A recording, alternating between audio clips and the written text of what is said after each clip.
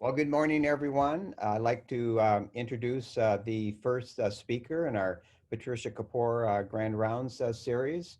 And it actually is a very great honor of mine to introduce a good friend of mine, Jerome Adams, the 20th Surgeon General of the United States. His mission as the nation's doctor is to advance the health of American people, and his motto is better health through better relationships. Just a little bit of background on Jerome. Dr. Adams received his bachelor's degree in biochemistry and psychology from the University of Maryland, a master's in public health from the University of California at Berkeley, and his medical degree from Indiana University. He's been a leader in numerous professional organizations, including the AMA and the ASA, where I worked with him pretty closely on during his time as chair of the Committee on Professional Diversity.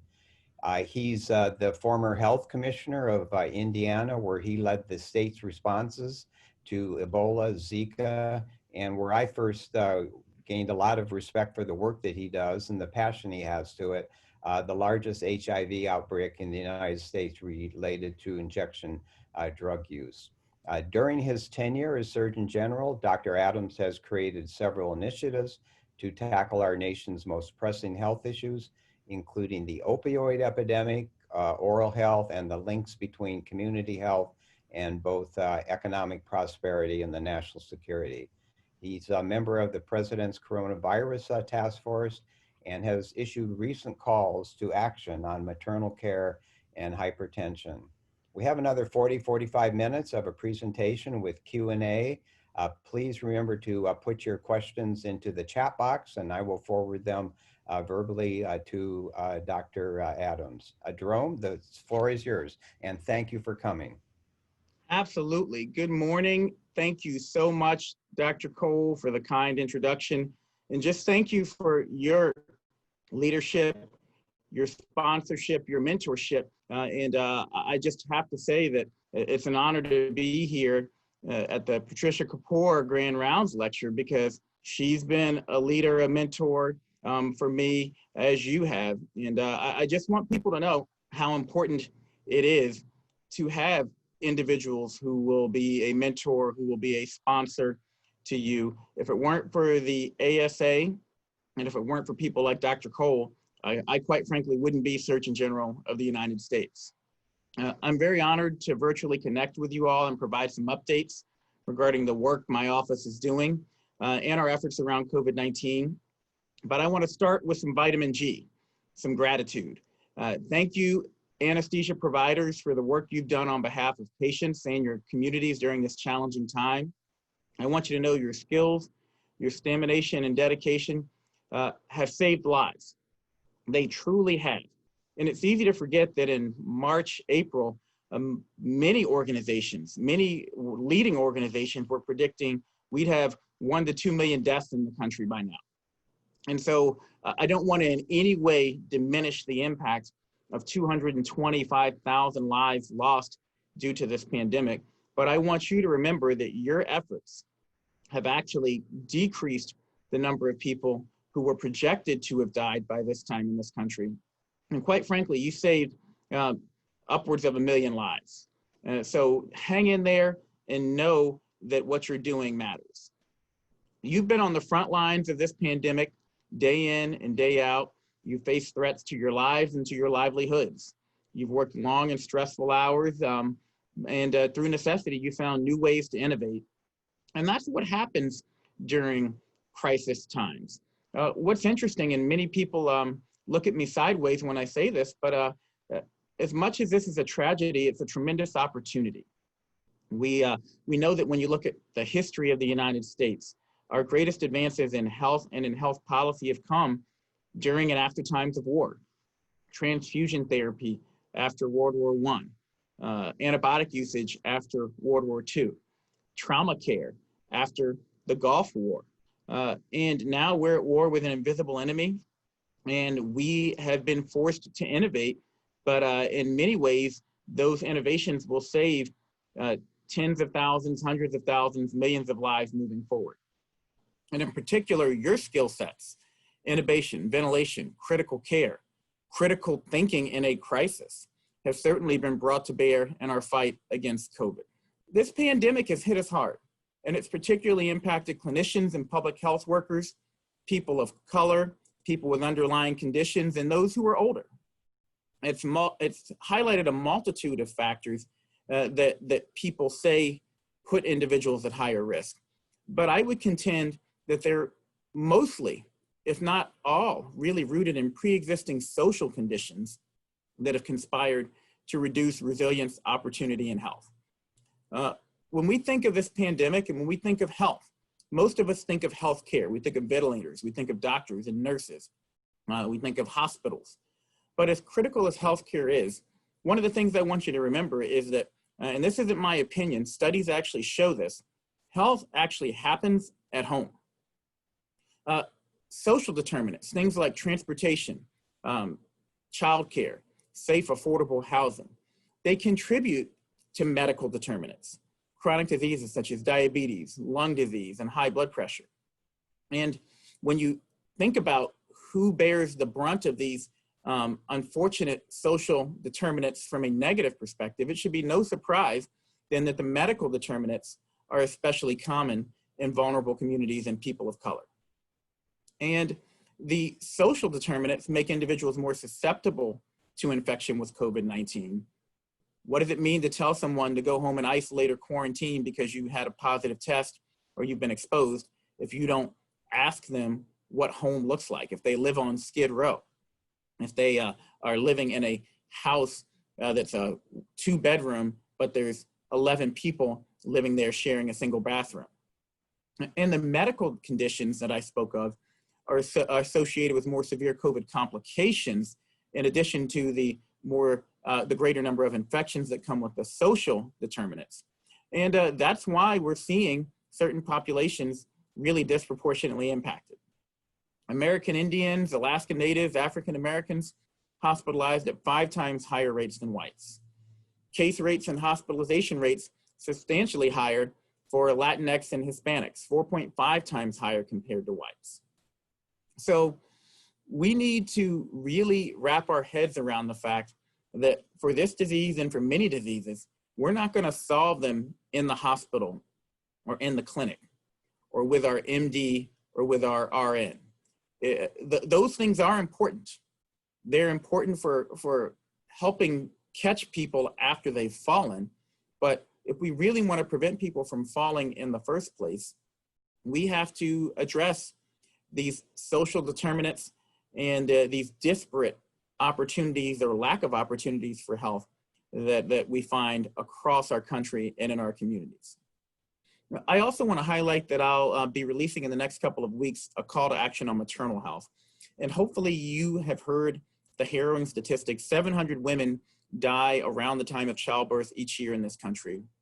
And for every one that dies, there are 100 more that have complications.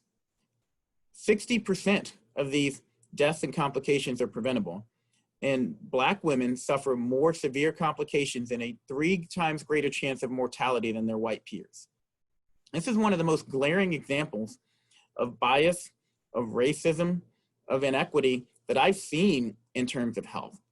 Because when you actually look at the statistics, Beyonce, complications during pregnancy, Serena Williams, complications during pregnancy. And I've personally had 2 of my Commissioned Corps officers in the last 3 years who died during the time of childbirth, and they're both minorities. The statistics tell us that a Black woman with a PhD is still more likely to die around the time of childbirth than a white high school dropout. So when you control for every known risk factor, geography, income, education, there is still something about being Black in America that puts you at higher risk for maternal mortality and likely for many other diseases. And I say that because a lot of people say, well, it's just income. It's just where they live. It's just that they're not educated enough. No, it's more than that. And that's why I'm putting out this call to action on maternal health, because the health of our nation depends on the health of our mothers. And newsflash, it's not just Black women who are dying. More moms are dying in the United States than in any other country. So I need your help to disseminate and ensure uptake of the recommendations in my forthcoming call to action, because a healthy mother really is at the heart of every family and every community. Another provocative statement that I'm going to make to you. We're having a major social justice movement centered around the fact that 1,000 people die at the hands of law enforcement officers each year. When you break down the numbers, about 300 of those people are Black or brown. And as a Black man, I'm incredibly pleased that so many people are now starting to see the differential ways that Black and brown people suffer in society, even if you're the Surgeon General of the United States. I've been pulled over for driving while Black. I've been followed around grocery stores and department stores with suspicion. That happens to me. That said, we can't afford to forget that 40 to 60,000 people die of the flu every single year, and they're disproportionately Black and brown. About half of adults get their flu vaccine every year. Overall, only about 40% of Black and brown people do. That means that thousands, if not tens of thousands of Black and brown people are dying from a disease where we have a cheap, safe, and typically readily available intervention. But they're dying because they're being preyed upon by misinformation. To me, that is a social injustice that is as great as any out there. And it's one where you all can have an impact by leading by example and encouraging other people to get vaccinated, dispelling myths, helping people understand that vaccinations are some of the greatest public health interventions that we've ever had in our country. So please send people to vaccines.gov to get their information on vaccines from a trusted source. Please understand that if you go to that website, you can figure out where you can get your flu shot by putting in your zip code or address. It'll show you everywhere around you that offers your flu shot. And then also remember that the best predictor of whether you get vaccinated today is whether you got vaccinated previously. So if we can get more people vaccinated for the flu this year, I believe that will increase uptake of the COVID-19 vaccine, because what would be a real shame is if we actually have a COVID-19 vaccine that is safe and effective and delivered in record time, but it actually worsens disparities because the people who could most benefit from it are the people who are least likely to receive it due to lack of trust in the process or due to misinformation. So be encouraged by the fact that we are almost to a vaccine, but also please remember our best immediate defense against COVID-19 are what I like to call the 3 W's. Number 1, wash your hands. Number 2, wear your face mask. And number 3, watch your distance, which means maintain at least 6 feet from others and avoid crowded indoor spaces. And again, get your flu shot. I want to close now just by giving you some reasons to be encouraged, because I've been a little bit of a downer on some of the things I've talked about. But I want you to be encouraged, again, because we're almost to a vaccine. I want you to be encouraged because we know much more about who is at risk and why, and we're therefore doing a better job of protecting them. We've seen that the average age of diagnosis of COVID has come down almost 2 decades. We're doing a better job of protecting the older and the vulnerable. We know much more about how to treat those most severely affected, thanks to you all. Remdesivir, steroids, convalescent plasma, new approaches to ventilation. That has caused our mortality rate to go from about 30% in the beginning of this pandemic to down around 5% now. We know we must address the underlying drivers of disparate outcomes, those social conditions that can either limit or unleash a healthy future. And we know what works to keep people safe. We really do. When you look at New York, worst in the world for COVID-19, they were able to drive their disease transmission down to positivity rates of less than 1%. They didn't have a vaccine. They did it with the 3 W's. We've all been deeply affected by this pandemic, but I want you to know I remain steadfast in my resolve to use our unfortunate losses and lessons learned as a once-in-a-lifetime opportunity to address some fundamentally broken or outdated aspects of our health care and our health delivery systems, and to make our nations more resilient, more secure, more just in the future. So to all of you gathered virtually today, take a deep breath, stay committed to your mission, know that we are in a much better place to respond than what we were earlier this year, and that together we will get through this. You're all heroes, and I'm so proud to call all of you my colleagues. Got to give a special shout out to Dr. Matt Fisher, one of my residents. I hope he's doing a good job out there for you all at UCLA, and that he's bringing all the things that I taught him to bear to a new generation of people at UCLA. But thanks for the opportunity to join you, and I'll turn it back over to you, Dr. Cole, for questions. Well, thank you, Jerome, for a very enlightening and inspirational presentation.